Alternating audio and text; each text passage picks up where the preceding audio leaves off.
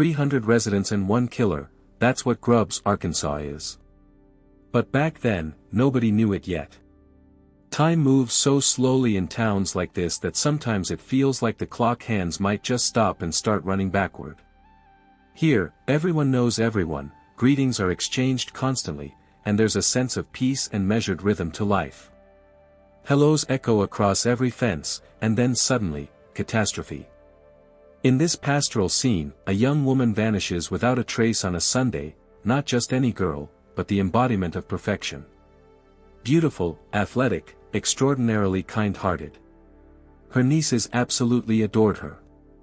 Sydney goes out for her usual run, and disappears into thin air. Like loose change from your pocket after payday. Panic grips everyone, her cell phone doesn't answer, her Apple Watch goes silent, even the dogs at her house freeze in anxious anticipation. Something terrible has happened. Law enforcement mobilizes, massive search operations unfold, helicopters buzz overhead, volunteers comb the area, prayers are offered.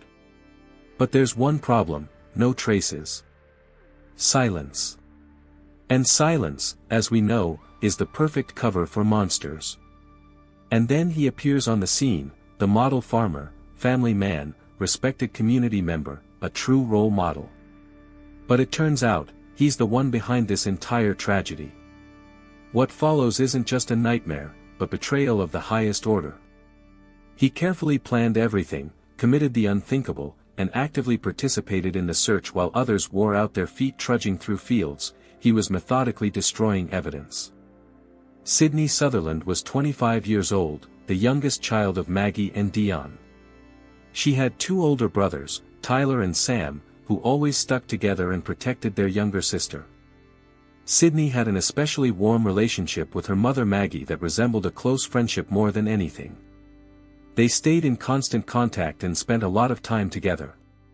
Sydney was described as a sunny, energetic personality with a radiant smile. The young woman lived with her boyfriend Alex, with whom she'd been in a relationship for 4 years.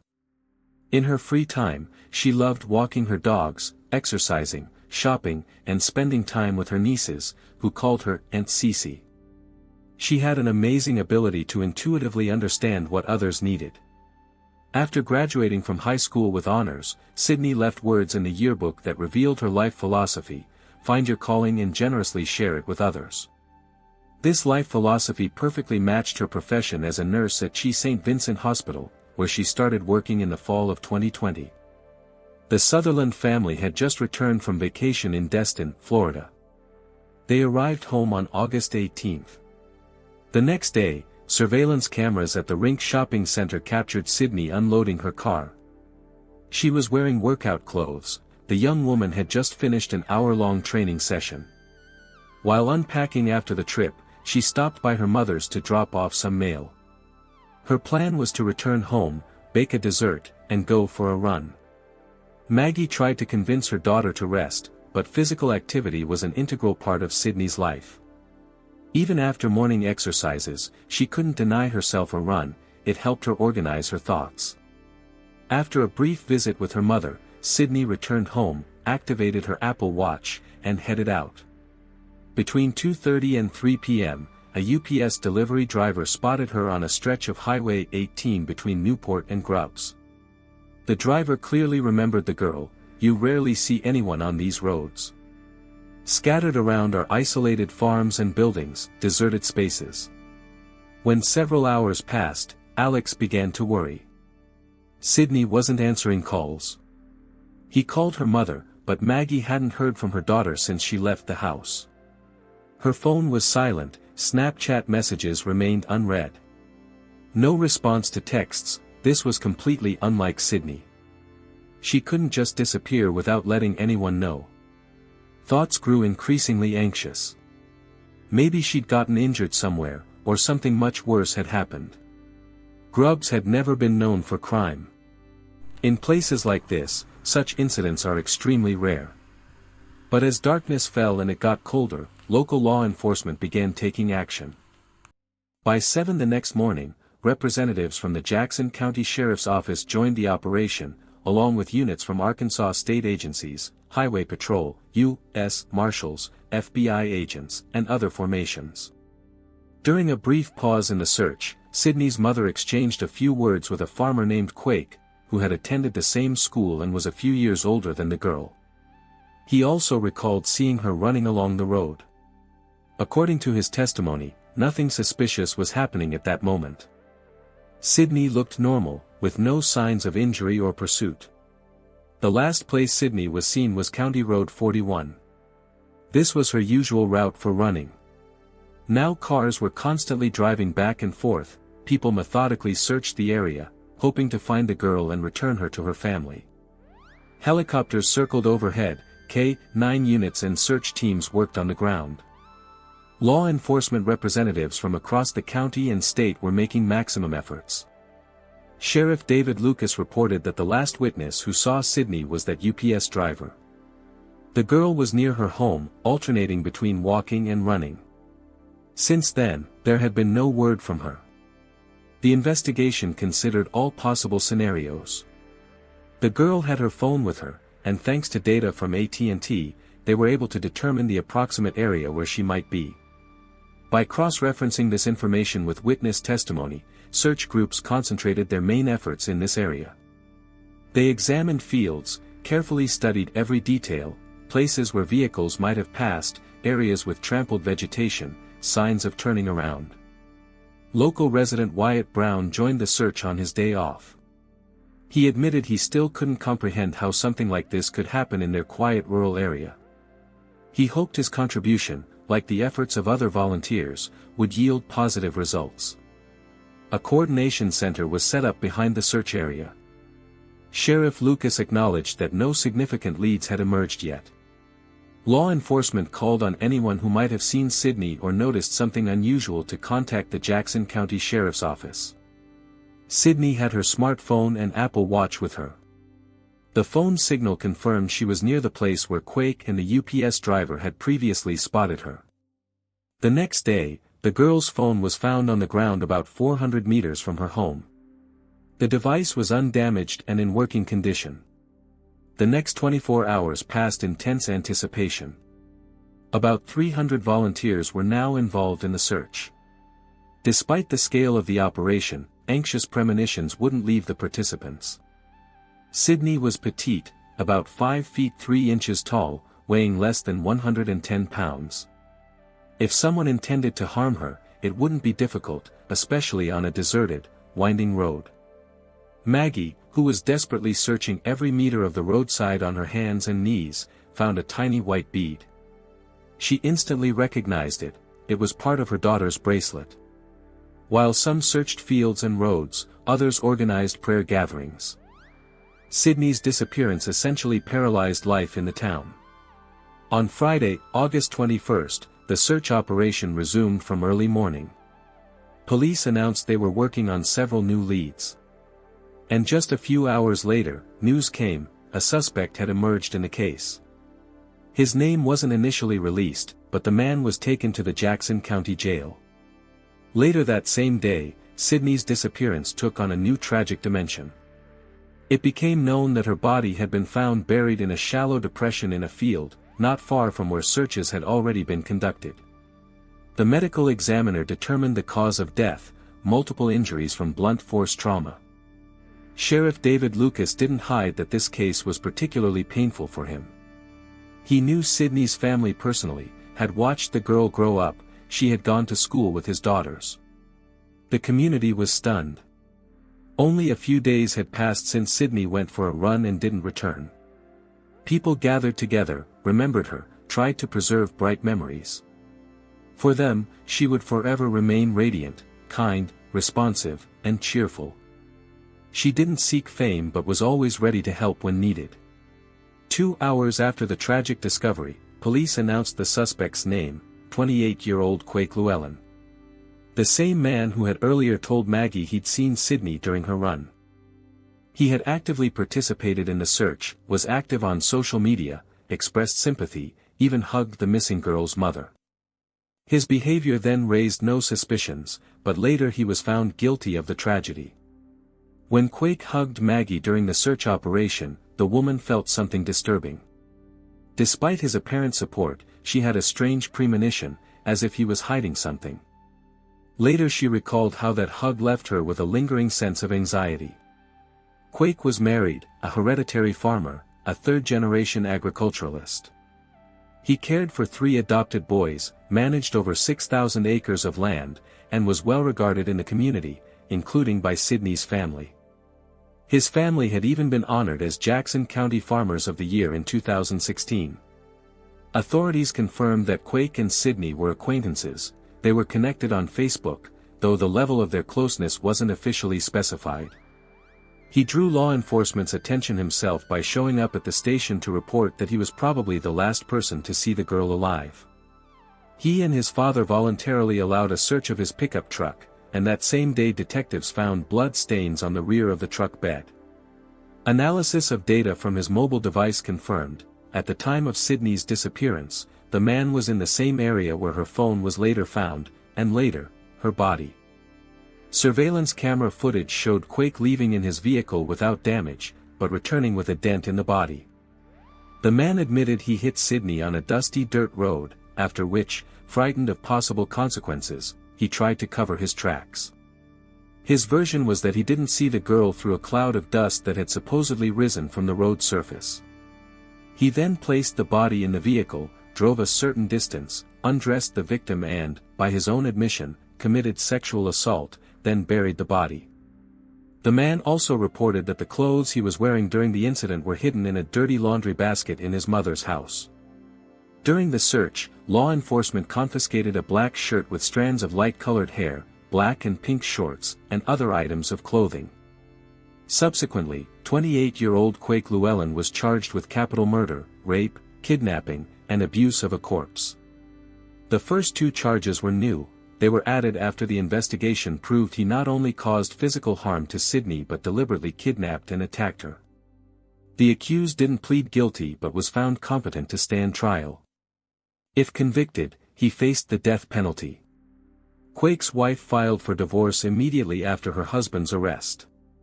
The investigation established she had no involvement in the crime and was unaware of her husband's actions. An anonymous source revealed that the man's behavior had always raised concerns. He had been caught repeatedly trying to secretly watch women while they changed or bathed. There were also rumors about his unhealthy interest in young girls and cruel treatment of animals. According to Arkansas State Police, on the day of the tragedy, Quake was driving on County Road 41 where he spotted Sydney. He made a sharp U-turn, deliberately hit the girl, placed her in the truck bed, transported her elsewhere, committed rape, and then hid the body. The funeral service for Sydney drew a huge crowd of people wanting to pay their last respects. The event was broadcast online. Quake continued to insist the collision with Sydney was accidental. This position contradicted the prosecution's findings, which proved the intentional nature of the acts. During psychological evaluation, the accused stated that after the incident he tried to suppress memories of what happened, attempting to return to his normal routine and work. According to him, he didn't consider what happened to be a deliberate criminal act. The prosecution consulted with Sydney's family about the possibility of reaching a plea agreement, dropping the death penalty demand in exchange for a guilty plea. Additionally, charges of kidnapping and abuse of a corpse would be dropped. The family wanted justice but also wanted the process to end as quickly as possible with minimal emotional damage. Sydney's boyfriend's mother expressed the opinion that the optimal outcome would be Quake's life imprisonment in general population. Without the death penalty, hoping that fellow inmates would handle the killer themselves. In her view, execution would be too lenient a punishment.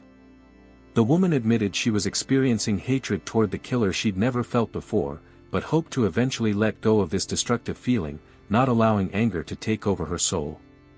According to the agreement reached with prosecutors, Quake formally pleaded guilty to rape and capital murder with aggravating circumstances. During the court hearing, Sydney's mother, Maggie, addressed her daughter's killer with a statement. She emphasized that he had no right to take Sydney from her. The woman reminded him that with the same hands he used to embrace her during the search operation, he had taken her child's life. For the mother, true justice would be Sydney's return, but that was impossible. 418 days had passed since she left, and that couldn't be changed. Maggie was tormented by thoughts. Did Sydney call for help? Did she call for her brothers? Did she beg for rescue? She expressed relief that from now on Quake would become just a faceless number in the penitentiary system, stripped of his name and any chance at freedom. The court sentenced him to life imprisonment without the possibility of parole. This outcome resulted from the plea agreement. The defendant pleaded guilty and avoided execution. Sydney's loved ones waited 418 days for justice to be served. Maggie noted that now she wouldn't have to live in fear of this person's possible release. Quake's attorneys acknowledged that if the case had gone to a jury, there was a high probability of a death sentence. Sydney's family chose an alternative path: preserve the killer's life but guarantee his lifelong isolation. According to the lawyers, this was the moment when Quake finally took responsibility for his actions. His cousin, Tammy Osborne, left the courtroom in tears. She expressed sympathy for Sydney's family but also noted that Quake's parents had also lost a son, morally and forever. According to her, they were the ones who insisted their son tell the truth. On that fateful day, Sydney set out on her usual run along a route she'd known since childhood. Everything seemed routine, there were no signs of danger, but in a few moments everything changed drastically, forever destroying many lives. Today her memory is honored with races where participants wear pink clothing, her favorite color. One such event is called Finish Sydney's Run, an annual race that brings together participants from across the state. Athletes tag each other on social media, continuing what Sydney loved. Everyone who runs these 8 miles remembers the girl who didn't finish her run. Her presence seems to hover over these roads, over every runner, over every social media post. Sydney's life story continues to exist, serving as inspiration for others. The intersection of roads 667 and 167 was designated as a memorial in her honor. That same small white bead that Maggie found during the search became part of a bracelet on her wrist. The Sutherland family is working on establishing a charitable organization in Sydney's name. Additionally, a scholarship program was founded for Arkansas State University students who choose to pursue medicine. Her presence is felt throughout the town, remaining an integral part of this place. Sydney's friend Melanie noted that the girl's life was wonderful, and she embodied what everyone strives for. 418 days, it's not just a number. It's 418 sunrises that Sydney didn't see. 418 nights when Maggie woke in a cold sweat, listening intently. Maybe the phone would ring, maybe she'd hear a voice, maybe it would be her. But then, only silence. The kind of silence that makes your ears ring. Quake didn't cry, didn't scream, didn't beg for forgiveness, he simply surrendered, afraid to die. Though death was what he deserved. But no, he'll continue to exist. Eating, sleeping, breathing. While Sydney is gone. It doesn't matter that he's now just a number in the system, he's alive. And Maggie sees in the mirror every morning a woman who will never again hear the word "mom" from her daughter. Tyler and Sam embrace emptiness. Alex sets 2 glasses every evening but drinks alone. And her nieces still ask when Aunt Cece will return. Never. He hugged the mother of the one he destroyed. Looked into her eyes, seeking not Sydney but an alibi for himself. And the whole community watched him, trusted him, while he washed blood from his truck bed. What remains? Races, bracelets, charitable foundations. Yes, all of this exists. But none of these things will bring Sydney back to life. Nothing will restore her steps on that road. Her voice, her existence. And the pain, it doesn't go away. It just hides in the shadows. It's present in every rustle, on every path, in every pink mark on the asphalt. That day she ran out to meet the sun, glowing, energetic, full of life. And she returned, in the ground, in a plastic bag, with a cold tag on her toe. Grubbs is silent. This town no longer believes in good. Because one day Sydney disappeared here, and with her, everything bright that was here. That's all for now. Please share your thoughts in the comments below. Give this video a thumbs up and be sure to subscribe to my channel so you don't miss any future content. Take care and goodbye.